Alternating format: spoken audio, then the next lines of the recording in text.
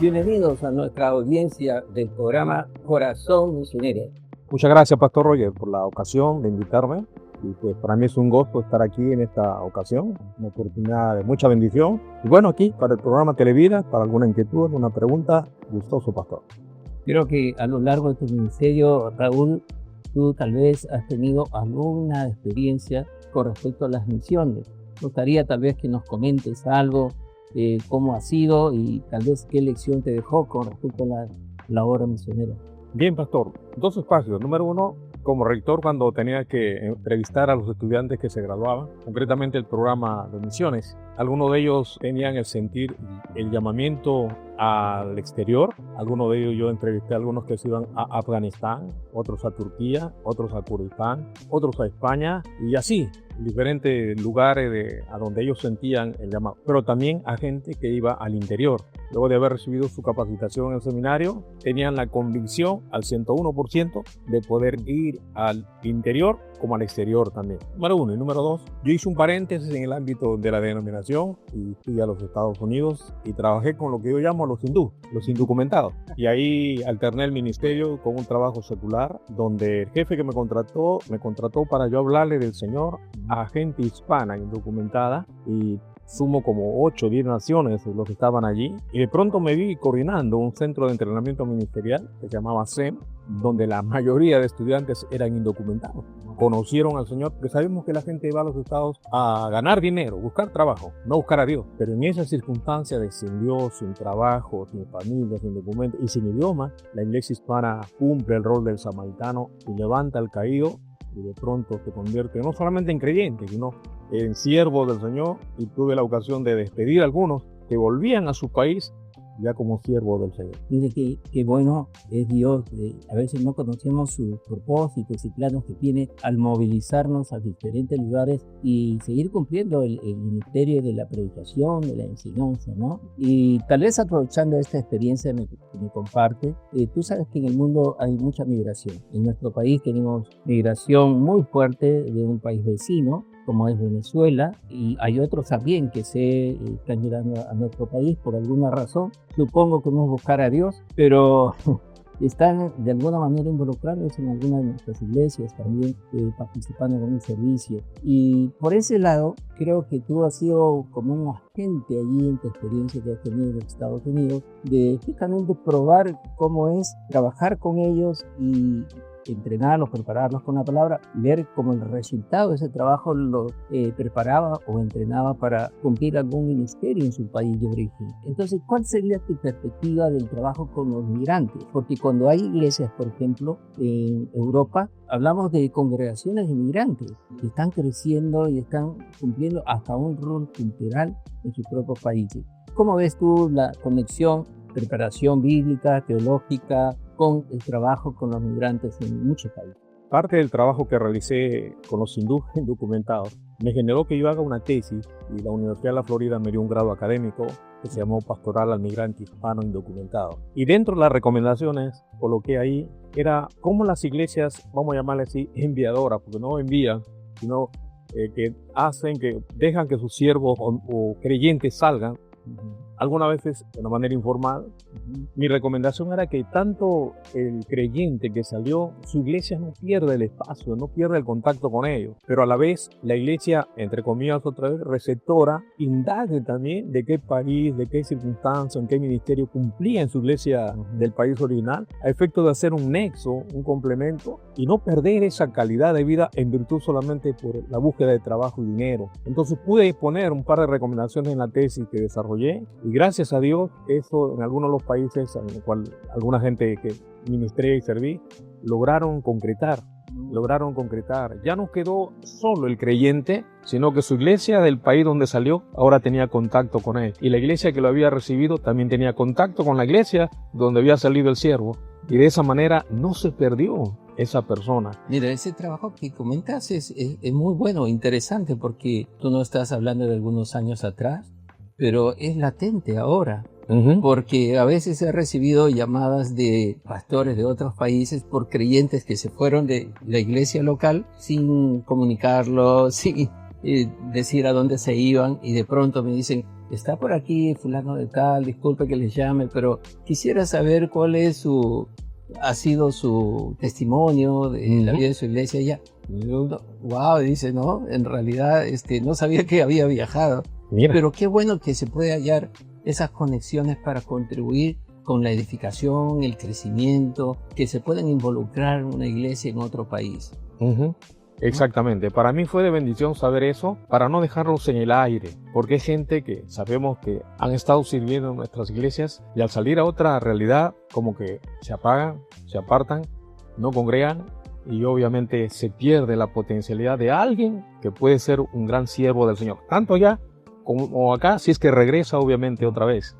Sí. Y Raúl, yo creo que eso también es tal vez para nosotros para reflexionar, de contribuir con una pastoral al migrante, una pastoral de ida y de pronto también de vuelta cuando ellos tal vez regresen o contribuyen con, digamos, el lugar donde están, con un ministerio reconocido, respaldado, apoyado desde su iglesia local. Y este fenómeno de migración es global en realidad.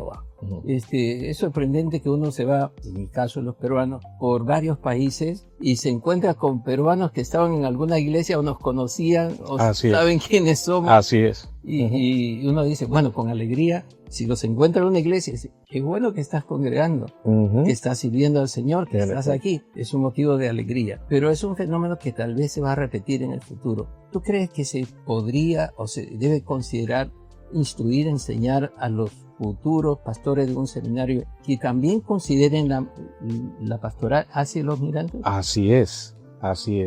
Yo creo que nuestras escuelas bíblicas, los seminarios, deben tener una perspectiva de ahora al migrante, para el migrante. Y por eso mi tesis, como digo, se llamó Pastoral al Migrante Hispano Indocumentado, a la gente del condado de Tulsa, Oklahoma, en los Estados Unidos. Y ahí hago unas recomendaciones que, bueno, confío que quienes lo pudieron leer, y allá en el extranjero, donde dejé también un ejemplar, algunas iglesias hispanas estaban colocando parte de las recomendaciones que habíamos colocado ahí. Qué interesante, qué Sí. bueno, qué bueno. Sí. Nosotros aquí, digamos, desde la experiencia peruana de enviar misioneros, tenemos un misionero como Juan Zúñiga, que está en España. Y él trabaja con muchos migrantes. Ahora su ministerio ya se ha ampliado un poquito hacia, digamos, los nacionales, que en este caso son los españoles. Sí. Y él escribió un libro interesante también de cómo alcanzar a los migrantes, cómo pastorearlos, ayudarlos a insertarse en la sociedad donde están, porque creo que es un tema relevante. O sea, muy relevante. No es algo que, digamos, parte de una conversación, pero hay una necesidad, una necesidad. Y aquí lo tenemos cerca con los migrantes que hemos recibido de Venezuela en la gran mayoría. Y de Colombia también. En Colombia también hay. Entonces, de pronto, o algunos otros países vecinos, y le podríamos tal vez considerar darle estos tips o estos principios de cómo alcanzar, cómo ayudar a estos migrantes que llegan a algunos países. Sí. Yo creo que el migrante no debe salir, como el caso que menciona Pastor, sin avisar a su iglesia, sin avisar a sus líderes o a su pastor, para efecto de que cuando llegue, avise también a dónde llegó, a qué iglesia llegó, para efecto de no perder el contacto. Por decir así, ese es lo fundamental, básico y primario, que no debe irse anónimamente, debe avisar. Uno, para que lo apoyen en oración, y dos, para que la iglesia también sepa dónde está. Encontré un fenómeno, Pastor, y que lamentablemente es una realidad. Una de las observaciones que encontré en la tesis era que sí, algunas iglesias se interesaban por el que se fue, pero no para saber cómo estaban, sino para saber si estaba enviando su diezmo, su ofrenda.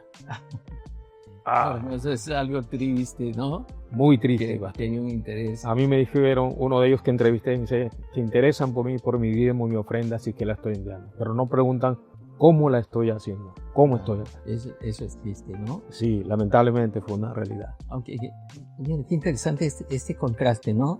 Interesarse por eso, por el bien material y no por la necesidad espiritual, emocional, o condición de su familia, o por lo menos mantener la condición, porque muchos de ellos se van solos. Se van solos. Y dejan la familia, esposa, hijos, y a veces experimentan una especie de abandono, ¿no? Porque pasan a veces meses y no pueden enviar una remesa a su propia familia. Así es. Y cómo ahí la iglesia podría cumplir una función de apoyo, de colaboración con esa familia que queda, ¿no? Por lo menos asistencia pastoral que podría ayudar a restablecer o mantener ese cuidado sobre la familia. Porque también es triste esta parte. Uno se encuentra con migrantes que están en otro país, no han podido cumplir con su familia y se desvinculan totalmente. Entonces la familia como que en el país de origen queda abandonada, ¿no? Exacto. Y lo triste también es que a veces construyen otras familias y se olvidan de las que dejaron. Y son realidades que de pronto no son ajenas a la tarea pastoral, porque estamos justamente para ayudar en el restablecimiento, la unidad, colaborar con esa necesidad de la familia que queda, porque está a nuestro alcance, de la iglesia donde salió. Pero sí, ahí está la necesidad, ahí está digamos, el problema que podemos abordar desde la teología, desde la enseñanza bíblica, desde la misión que cumpla la iglesia, ¿no? Para aquellas personas que salen de un país, tal vez ni siquiera con el sentir de servir, como decías hace un momento. Pero, ¿qué más podemos hacer, pastor? Tal vez como una recomendación tuya, algunos pastores que nos estén viendo en este programa, o algún líder, o alguien que está pensando en viajar, y de pronto decir, me voy y me olvido de mi iglesia y me olvido de mi relación con Dios. Entonces, tal vez, pastor Raúl, podrías tal vez dar así ya como algunas palabras finales de ánimo, de aliento al trabajo pastoral, o tal vez para aquellos que nos están escuchando. Gracias, pastor. Sí, número uno, a las personas que ya se fueron, no olviden a la iglesia o al país de donde salieron. No olviden tampoco congregar, porque de alguna manera eso es importantísimo. Número dos, a los que piensan salir, obviamente, que sea Dios guiando, acompañando, confirmando tal llamamiento, y sobre todo con una convicción al 101%, perdonen esta reiteración, porque no podemos ir a otra realidad sin el respaldo de la iglesia, sin el respaldo de nuestros pastores, y en particular sin la convicción y la certeza de que en efecto Dios me quiere allá. 3. Estando ya en un nuevo lugar, sea en los Estados Unidos, en Europa, en Asia o en África, porque también conozco hermanos que se han ido al África, también poder tener el contacto de buscar allá un lugar donde no solamente edificarse, sino también comprometerse, porque esto de hoy está de moda, pruebe sin compromiso, vaya sin compromiso, entre sin compromiso, y a veces hay gente que también está viniendo a la casa del Señor sin compromiso.